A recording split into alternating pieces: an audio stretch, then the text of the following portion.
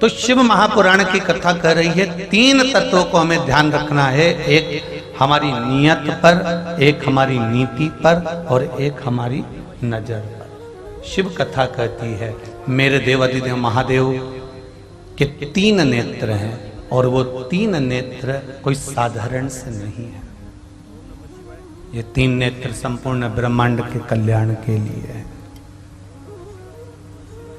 संपूर्ण ब्रह्मांड के कल्याण के। भगवान शिव की कथा कहती है अगर मेरे देवाधिदेव महादेव ने ये 3 नेत्र धारण करके रखे हैं तो ये संपूर्ण ब्रह्मांड के कल्याण के लिए धारण करके रखे।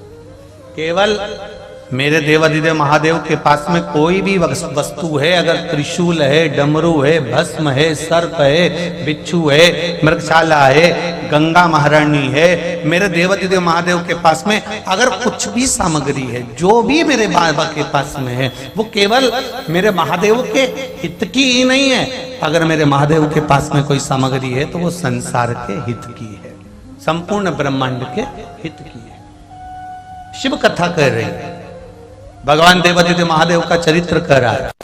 ब्रह्मा जी के मन में यह भाव प्रकट हो जाता है, ब्रह्मदेव के मन में यह भाव उत्पन्न हो जाता है मेरे पिता भगवान, पर भगवान विष्णु के पिता कौन है उनको मुझे ज्ञात करना है, उनको मुझे देखना।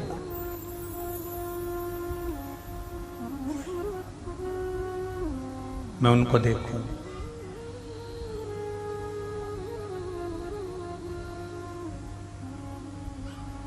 और उनको देखने की ललकता, उनको देखने का जो भाव ब्रह्मा जी के हृदय में प्रकट हो गया, ब्रह्मदेव के मन में प्रकट हो गया।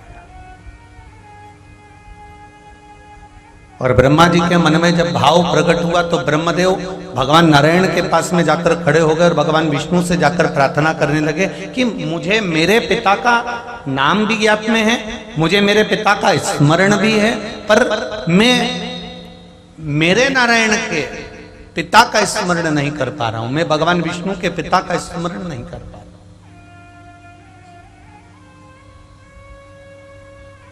आप मुझे आपके पिता का स्मरण करा दीजिए। कल कथा में आपको कहा था कि अगर हमको अपना पुराना कुछ क्रम देखना हो तो तहसील में जाना पड़ता है, और अगर हमारे पूर्वजों का क्रम देखना हो तो हमें वेद और पुराणों को उठाना पड़ता है। पर ब्रह्मा जी वेद और पुराण नहीं उठा रहे हैं। ब्रह्मा जी जिन वेद और पुराण की रचना करने वाले हैं ब्रह्मदेव, उन भगवान नारायण के पास में जाकर खड़े होकर पूछते हैं कि आपके पिता का स्मरण मुझे करा दीजिए। आपके पिता कौन है? भगवान शिव का वर्णन भगवान विष्णु ने कई बार ब्रह्मदेव से कहा, कई बार भगवान नारायण भगवान ब्रह्मदेव से कई बार भगवान शंकर का गुणगान करते रहे, पर भी उनकी चित्त वृत्ति में यह भाव प्रकट नहीं हो पाया।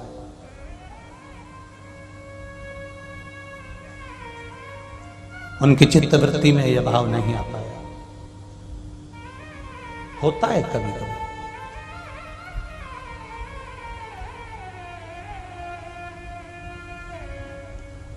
एक व्यक्ति को अगर कोई व्यक्ति समझा रहा है, व्यक्ति को अगर कोई व्यक्ति ज्ञान समझ में नहीं आता, कब समझ में आएगा? जब वो एक बार उस ज्ञान को प्राप्त करने के बाद भी जब उसकी अहमता नहीं टूटती, ठोकर खाने के बाद फिर संभल कर चलने का प्रयास, तो मुझे यहां ठोकर लगी थी, तब उसको समझने का प्रयास वो कर देता।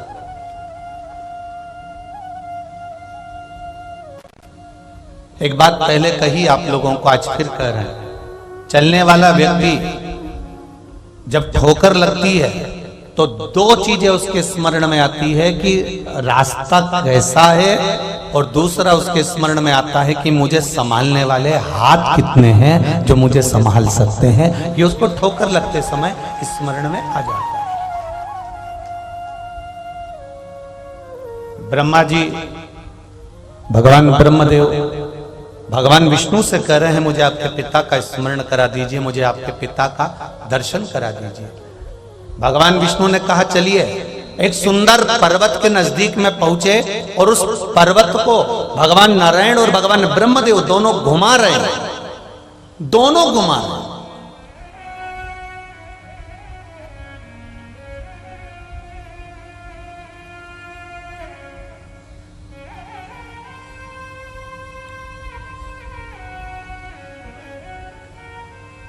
और जब दोनों ने घुमाना प्रारंभ किया, दोनों जब घुमा रहे हैं और दोनों ने घुमाना जब प्रारंभ किया, महाराज पर्वत घूमता गया घूमता गया घूमता गया।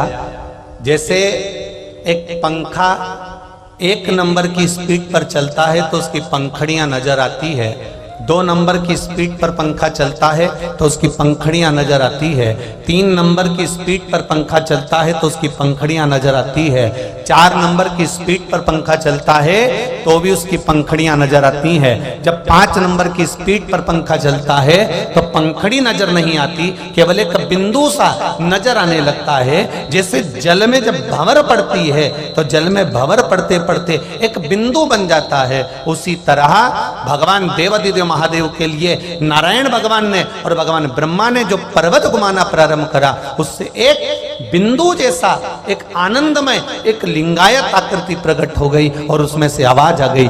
महादेव उस लिंगायत आकृति में से प्रकट होकर कहते हैं, हे नारायण आपने मुझे क्यों प्रकट किया, क्या चाहते हो आप? तब भगवान विष्णु कहते हैं कि ये ब्रह्मा जी जानना चाहते हैं कि मेरा पिता कौन है, इसलिए आपका दर्शन कराना जरूरी था। भगवान शिव कहते हैं मेरा ये स्वरूप प्रकट हुआ है, मेरा ये स्वरूप प्रकट हुआ है, ये स्वरूप कोई साधारण नहीं है। सबसे पहला शिवलिंग की उत्पत्ति, सबसे पहली भगवान देवादिदेव महादेव के शिवलिंग की उत्पत्ति भगवान ब्रह्मा और भगवान विष्णु ने करी है। सबसे पहले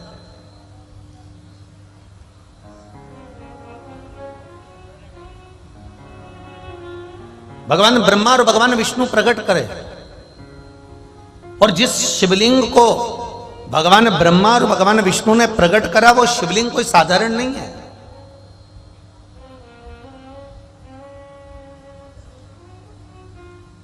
कोई कह रहा था गुरुजी क्या शिवलिंग केवल सांसारिक मनुष्य के उद्धार के लिए है?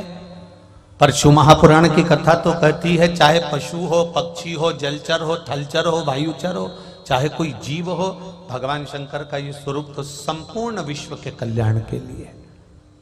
शिव जी का एक नाम है पशुपति नाथ। पशुपति नाथ का मतलब ही क्या होता है कि जो पशुओं का, जम के बोलो जरा, नाथ हो। अब जो 33 कोटि देवी देवताओं को पशु बना देता है, तारकासुर के 3 पुत्रों को मारने के लिए, तारकाक्ष, विदुम्माली, कमलाक्ष की, इन तीनों को मारने के लिए जो 33 कोटि देवी देवताओं को पशु बना देता हो, वो साधारण नहीं हो सकता महाराज, वो सहज नहीं हो सकता।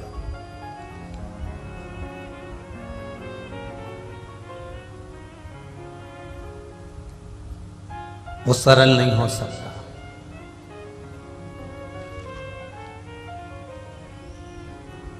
ये शिवलिंग केवल मनुष्य के उद्धार के लिए नहीं है, ये शिवलिंग केवल देवताओं के उद्धार के लिए भी नहीं है।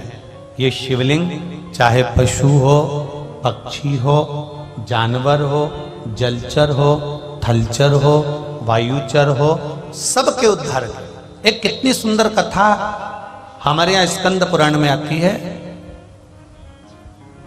करकोट सर्प के लिए।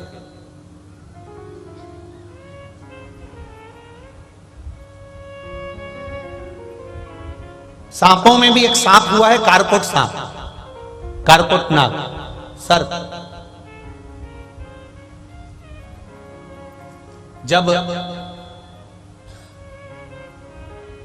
जन्मेजय सर्प यज्ञ करने लगे, थोड़ा ध्यान देना, थोड़ी कथा कारकोट सर्प की है, आपके स्मरण में बैठेगी जरूर, ये पक्का है। जन्मेजय सर्प यज्ञ कर रहे हैं, सर्पों की आहुतियां दे रहे हैं, और सर्प यज्ञ कर रहे हैं, सर्पों की आहुतियां दे रहे हैं। तब कारकोट, सांप, नाग, उसको मालूम पड़ा कि सर्प यज्ञ में सबकी आहुतियां जा रही हैं और सर्पों को अग्नि में डाला जा रहा है, सर्पों को यज्ञ में डाला जा रहा है, आहुतियां दी जा रही है, सांपों को पकड़ पकड़ कर इन आहुतियों में दिया जा रहा है और सर्प जलकर भस्म होते चले जा रहे हैं। कारकोट को जब मालूम पड़ा तब कारकोट सांप भागा और भागकर सीधे वन में पहुंच गए।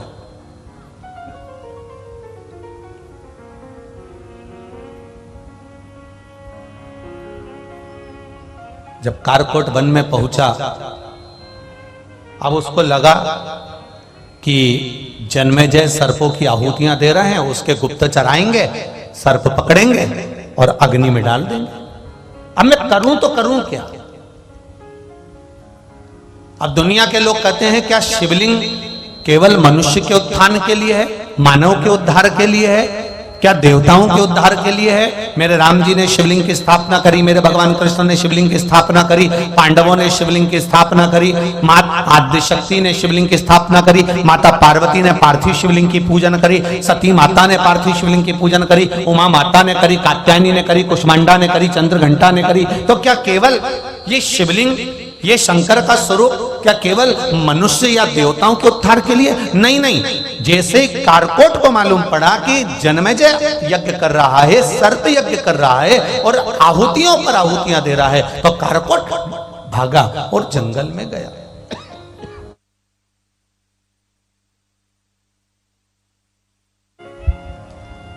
कारकोट भागा और जंगल में गया।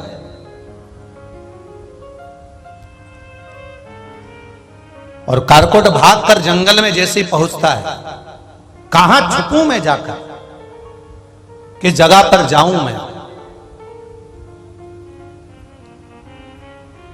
किस स्थान पर पहुंचूं मैं, विचार करने लगा। देखा तो एक वीरान जंगल में, वीरान भूमि पर, वीरान जगह पर एक सुंदर सा शिवलिंग रखा हुआ, एक सुंदर जलाधारी है और उस पर सुंदर शिवलिंग है। शिवलिंग को देखा, बस उस शिवलिंग के सामने जाकर कारकोट 2 क्षण के लिए बैठा। अब सर्प है, विषैला सर्प है,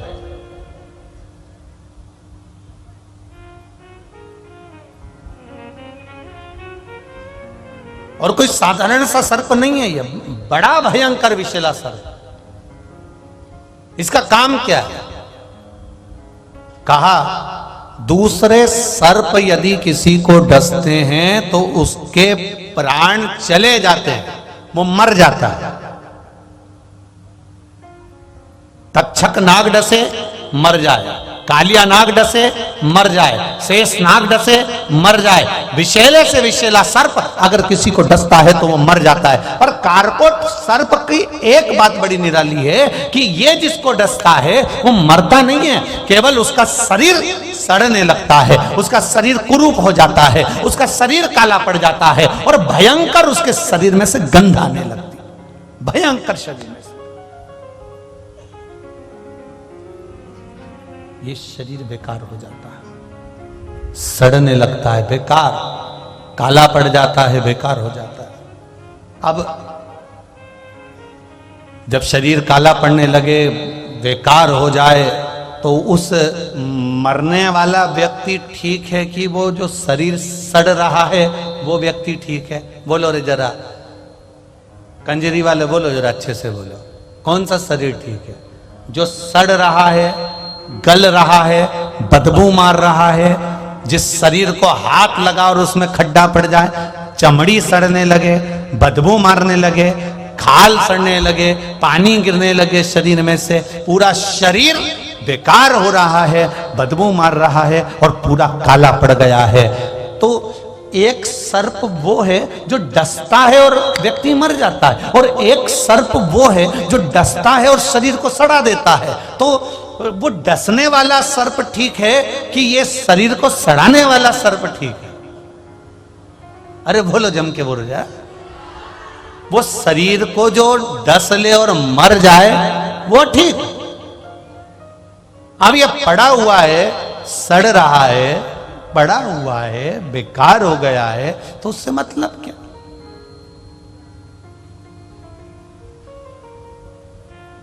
दो आशीर्वाद होते हैं, दो सर्प से समझिएगा जरा। दो आशीर्वाद, एक आशीर्वाद होता है आयुष्मान, बोलो बोलो जरा जम के बोलो, आयुष्मान भव। और एक होता है चिरंजीवी भव।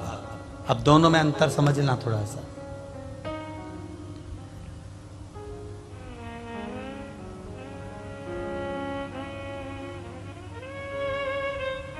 आयुष्मान भव में क्या है?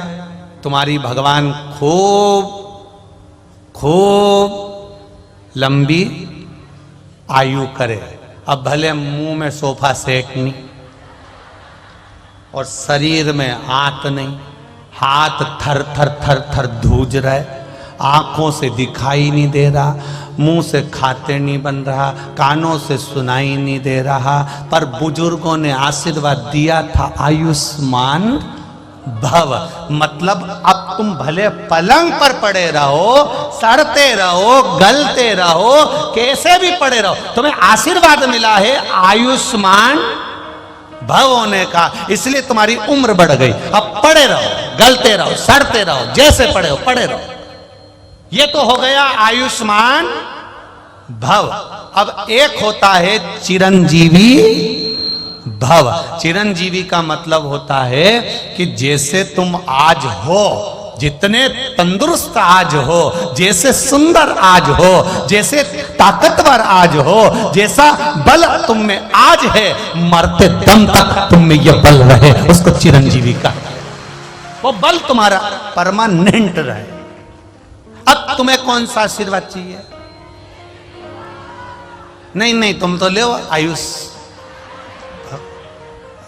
तुम तो ले, उसमें कोई दिक्कत वाली बात नहीं है। तुम्हारे को जो बल मिल जाए आयुष्मान, तुम्हें कितनी खुशी होती है। कोई ने, सास ने कहा बेटा आयुष्मान भव, बहू खुश हो गई, सास के लिए गर्म चाय ला कर दे दी कि चलो सास ने आयुष्मान भव होने का बोला। पर जरा विचार तो करो, आयुष्मान भव होने में केवल उम्र बढ़ रही है, केवल उम्र बढ़ रही है, उसमें तुम्हारा बल नहीं बढ़ रहा, उसमें तुम्हारी युवानी अवस्था नहीं बढ़ रही, उसमें तुम्हारा आनंद सुख नहीं बढ़ रहा, उसमें केवल तुम्हारा बढ़ रहा है तो उम्र बढ़ रही है। आप मरने वाले थे 80 साल में, ज्यादा से ज्यादा 90 में मरोगे। अब 90 में मरोगे तो पड़े हुए हो, 80 के बाद में तुम्हारा जो जीवन चल रहा है, 90 के बाद जीवन चल रहा है, 100 के बाद जीवन चल रहा है, तो वह बस केवल आयुष्मान होने का जो तुम्हें आशीर्वाद मिला, उसके बल पर तुम पड़े हुए। पर चिरंजीवी भव, चिरंजीवी का मतलब है जैसे आज हो तुम, जैसे सुंदर तुम आज दिख रहे हो,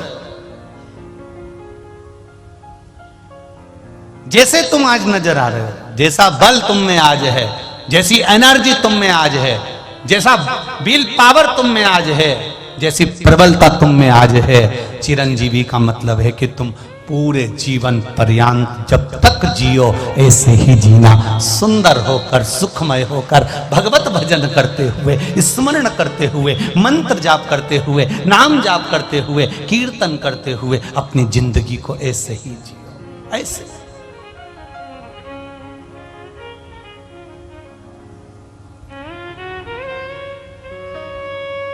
चिरजीवी ऐसे ही रहना। अब दो सांप हैं, एक विषैला सांप जो डसे तो मर जाए, और एक कारकोट सांप डसे तो सड़ जाए, शरीर सड़ जाए।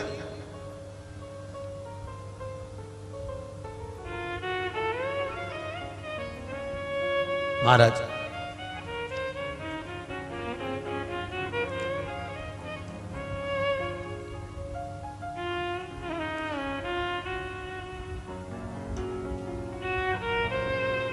अब वो कारकोट को मालूम पड़ा कि जन्मेजय ने यज्ञ रखा है, सब मर रहे हैं, सांपों की आहुतियां दी जा रही है, सांप समाप्त हो रहे हैं, सबको जलाया जा रहा है।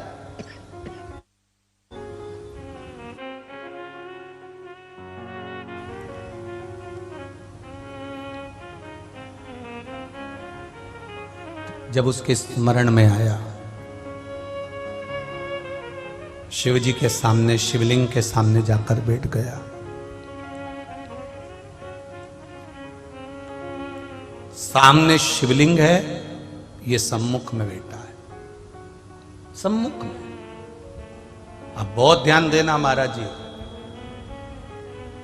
आप जल चढ़ाएं ना चढ़ाएं, आप बेलपत्र भगवान शंकर को चढ़ाएं ना चढ़ाएं, आप शंकर भगवान को एक चावल का दाना चढ़ाएं ना चढ़ाएं, आप शंकर भगवान को एक पुष्प चढ़ाएं ना चढ़ाएं, आप शंकर भगवान को कोई सामग्री चढ़ाएं ना चढ़ाएं। शिव महापुराण की कथा यहां तक कहती है कि आप केवल देवाधिदेव महादेव के सम्मुख में, जहां तुम्हारा मन पड़े, तुम्हारे घर के नजदीक में जो शिवालय हो, उस शिवालय में जाकर केवल शंकर भगवान के सामने ही बैठ जाओगे तो तुम्हारी जिंदगी का सारा दुख अपने आप कट जाएगा।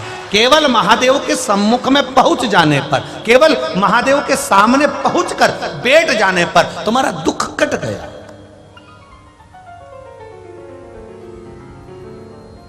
कट गया।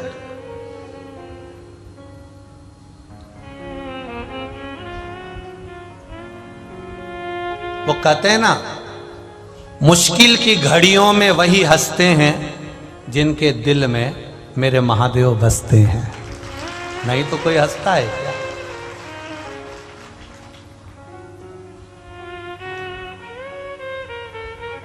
दुख है, संसार में आने के बाद ऐसा कोई नहीं जन्मा जिसके जीवन में कष्ट नहीं आया।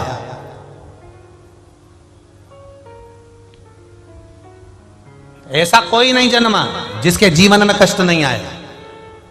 माता के गर्भ में रहे तो भी कष्ट में रहे, जन्म लिया तो भी कष्ट में रहे, बड़े हुए तो भी कष्ट में रहे, और अंत समय में मरोगे तब भी कष्ट भोगकर ही मरना पड़ेगा, ये निश्चित है।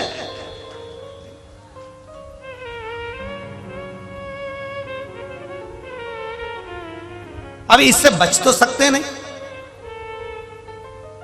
एक बार एक महिला का, एक माता का एक पुत्र मर गया, और एक पुत्र, इकलौता पुत्र था, इकलौता, और इकलौता पुत्र उस महिला का मर गया। रो रही है महिला, आंख में से आंसू बह रहा है और नैनों से जल बहते बहते वो महिला रोती रोती वो महिला गौतम बुद्ध के पास पहुंच गई।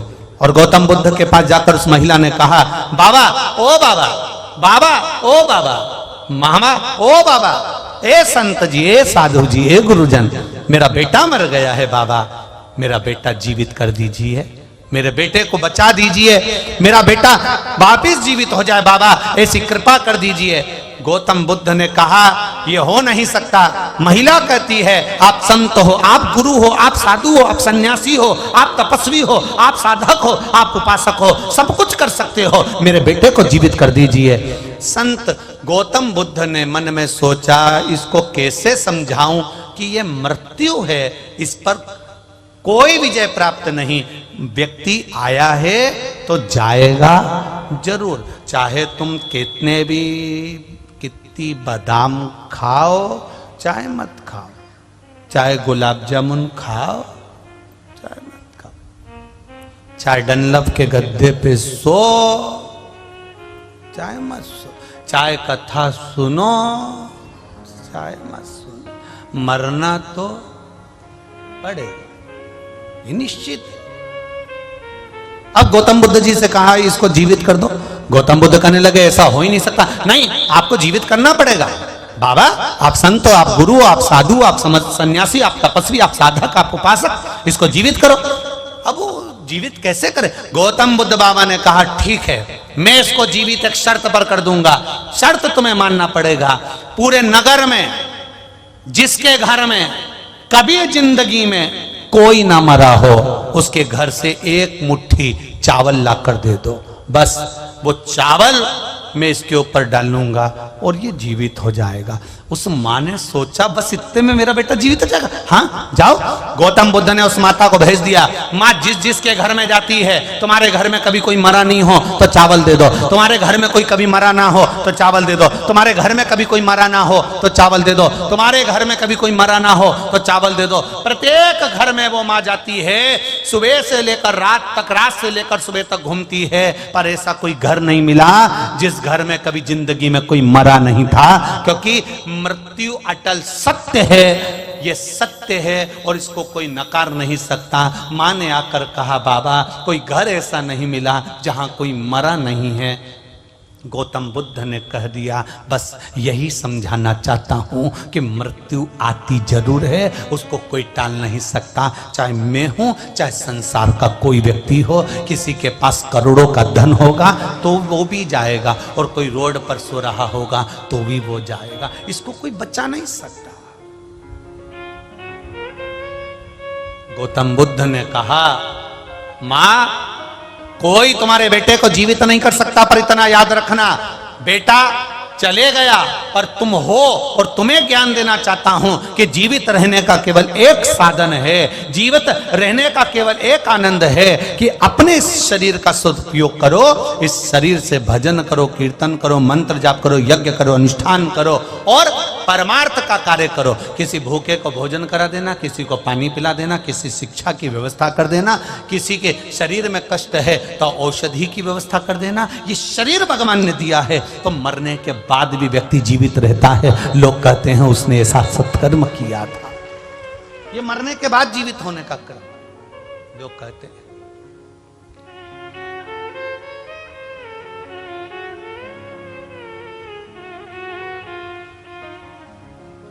करो भजन,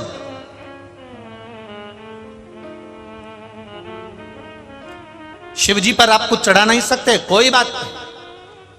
आप घर से लोटा ले जाने में आपको शर्म आती है, शंकर जी के मंदिर में जाने में कोई बात नहीं, जाओ तो सरी, उसके दरवाजे पर बैठो तो सरी, उसके सम्मुख में पहुंचो तो सरी। सारी समस्या का हल एक लोटा जल, आप उसके सम्मुख में जाओ, उसके सामने पहुंचो, उसके सम्मुख में पहुंचो, मात्र उसके सामने जाकर बैठ जाओ। जैसे कारकोट नाग, कारकोट सर्प शंकर भगवान के शिवलिंग के सम्मुख में जाकर बैठ जाता है और केवल उसके सामने बैठा है। कारकोट ने एक शब्द नहीं कहा, कारकोट ने कोई पुकारा नहीं भगवान को, महादेव को आवाज नहीं लगाई कारकोट ने। कारकोट केवल शिव के सामने जाकर बैठा हुआ था, सम्मुख में बैठा हुआ था, सामने देख रहा था। उतनी देर में तो मेरे देवाधिदेव महादेव जो सामने आ जाता है, उसके सामने महादेव भी प्रकट हो जाता है। मेरा महादेव प्रकट हो गया, मेरा शिव सम्मुख में आ गया, मेरा शंकर उनके सामने आ गया।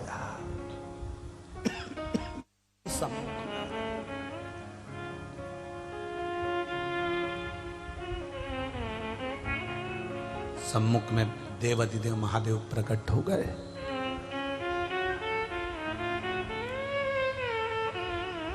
कारकोट महादेव को देख रहे हैं, महादेव कारकोट को देख रहे हैं।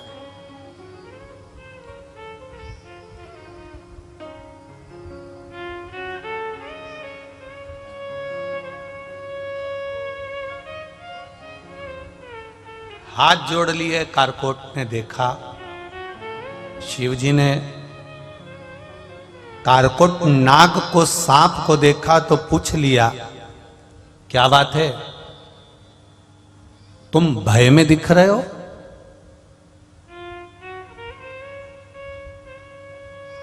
तुम्हें भय है किसी चीज का? तुम भय में दिख रहे हो, तुम्हारे चेहरे पर भय नजर आ रहा है, तुम्हारा चेहरा भय में है, तुम्हें भय नजर आ रहा है। कारकोट कहते हैं कि जन्मेजय ने सर्प यज्ञ रखा है और सर्प यज्ञ में आहुतियां दे रहा है। सर्प यज्ञ में सर्पों की आहुतियां दी जा रही है और सर्प समाप्त होते जा रहे हैं। मैं भागकर जंगल में आ गया।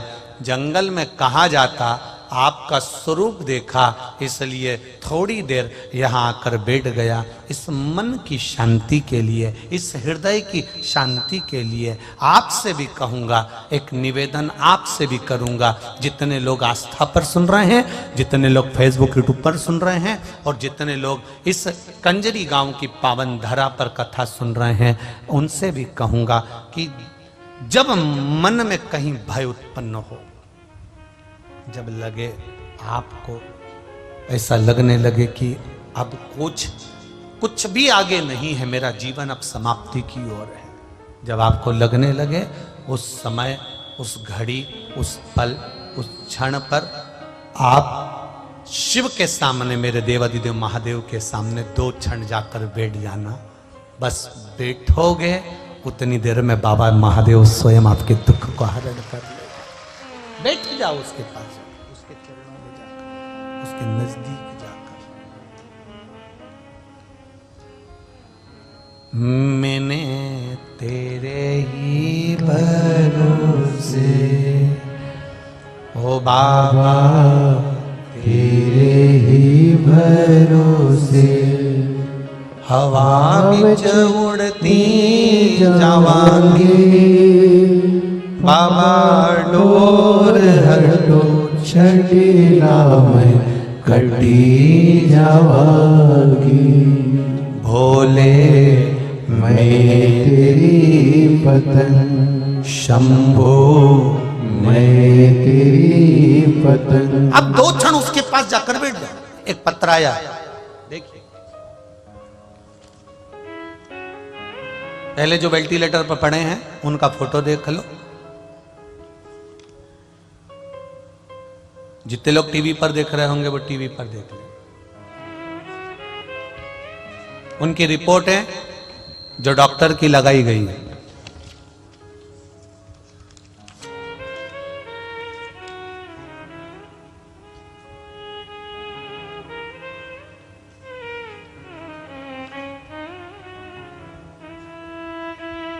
ज्योति मंडोरा सूरत से हैं, कहीं बैठी हो तो हाथ हिलाइएगा। आप ही हैं? दोनों हाथ हिला दो ऐसे। श्री शिवाय नमस्तुभ्यम। एक बार फिर से हाथ हिला दीजिए। हर हर महादेव। मेरा नाम ज्योति मंडोरा। गुरुजी आपसे क्या कहें, बड़ौदा के दूसरे दिन की कथा चल रही थी।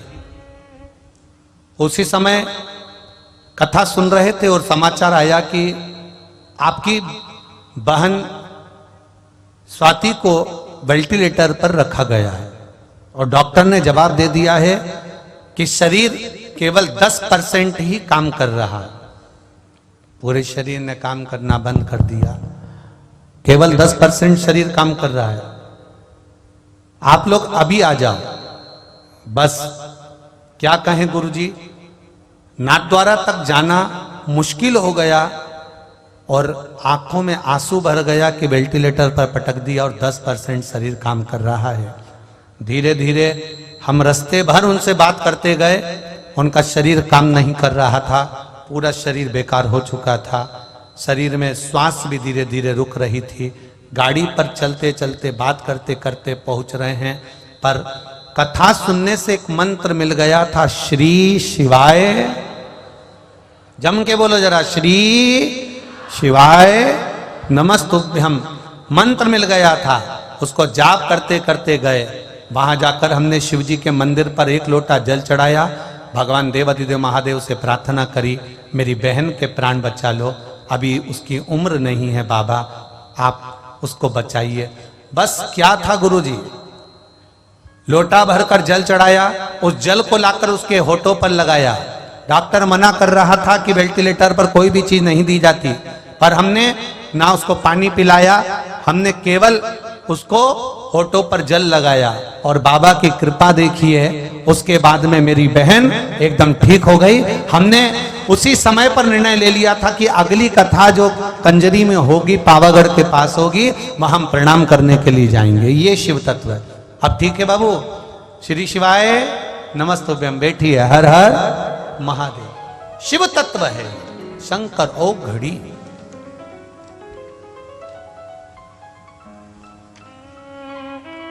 तेरी कृपा बिना न हिले एक भी अणु लेते हैं श्वास तेरी कृपा से तनु तनु। ये शिव है औघड़ी, उसकी करुणा बड़ी प्रबल, उसकी दया बड़ी। एक पत्र और है, देखिए।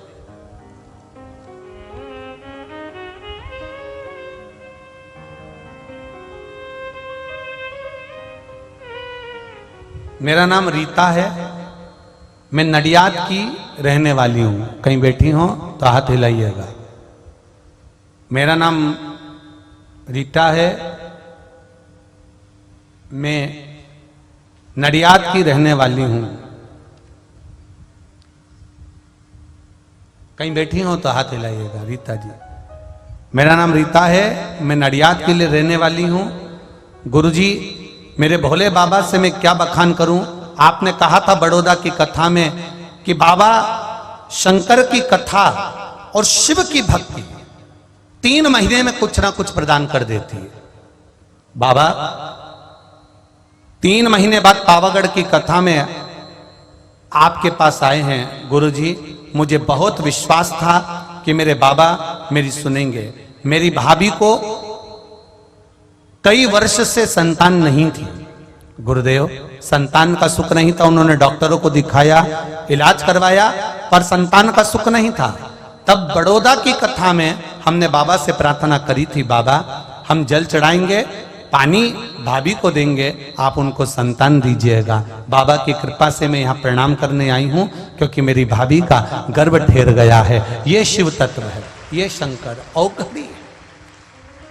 उसकी कृपा, उसकी दया, उसकी उदारता, ये हमें सुख प्रदान करती है।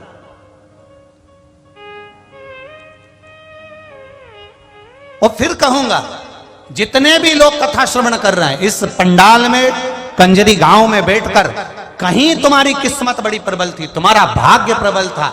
इन दोनों बहनों को धन्यवाद दूंगा, और आदरणीय गुरुदेव संत जी को मैं धन्यवाद दूंगा, जिन्होंने कंजरी में ये शिव महापुराण की कथा करवाकर कंजरी और हालोल वालों का उद्धार कर दिया। धन्य ऐसे संत, धन्य ऐसे गुरुजन।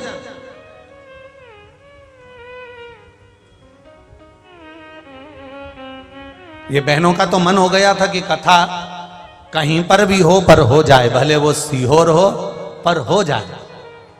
पर आदरणीय गुरुदेव का जो मन था, मैं राम मंदिर के आदरणीय संत गुरुदेव को चरणों को नमन करता हूं। उनका एक संकल्प कि कथा सीहोर में तो हमेशा होती रहती है, पर हमारा छोटा सा कस्बा है कंजरी, छोटा सा, ज्यादा घर भी नहीं है, ऐसी कंजरी में अगर हो जाए तो कंजरी वालों का भाग्य सहज सरलता में आनंद हो जाए।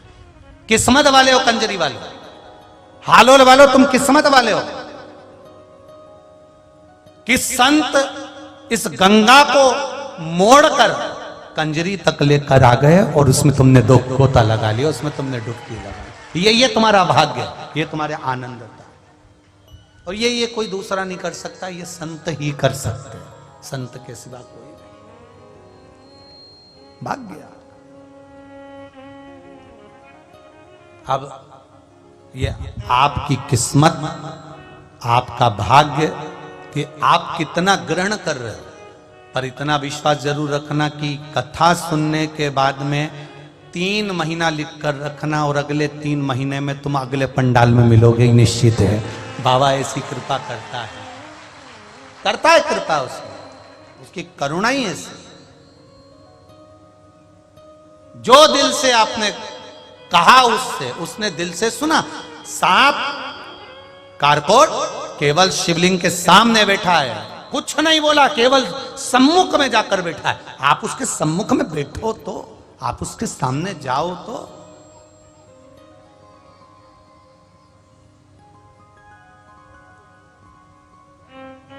आप पहुंचो उसके सम्मुख।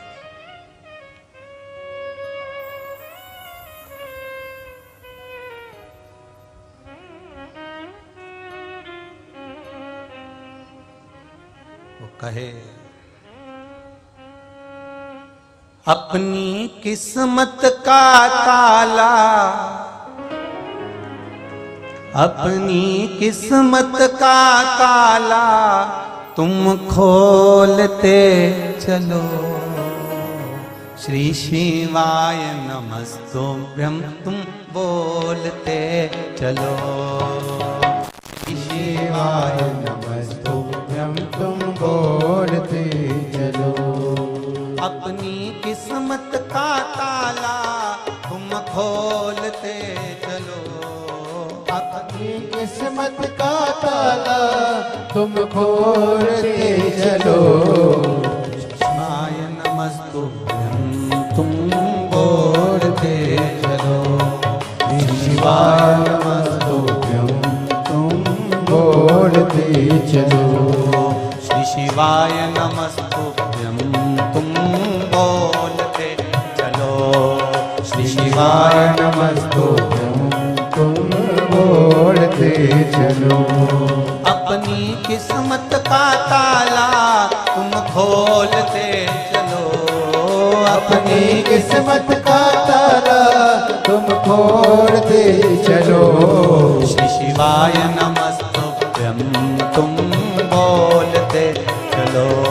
श्री शिवाय नमस्तुभ्यं तुम बोलते चलो।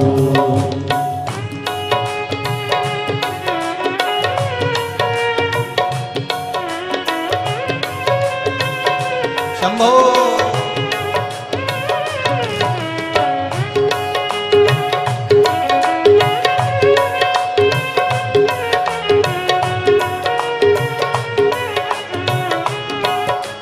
जय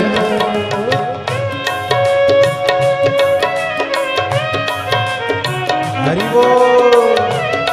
राधे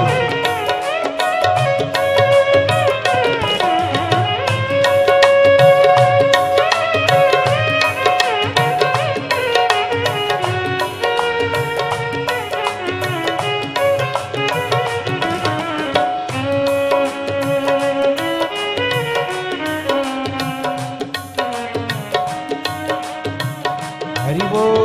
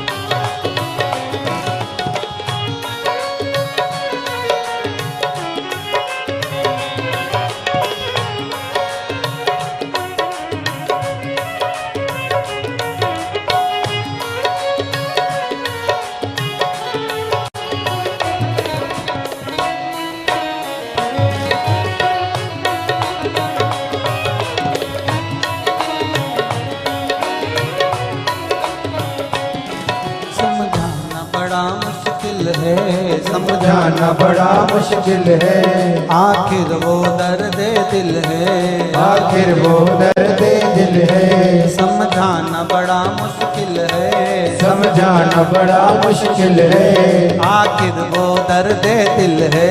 आखिर वो दर्द दिल है। सच्चा दरबार लगा है ये भोले की महफिल है। सच्चा दरबार लगा है ये भोले की महफिल है।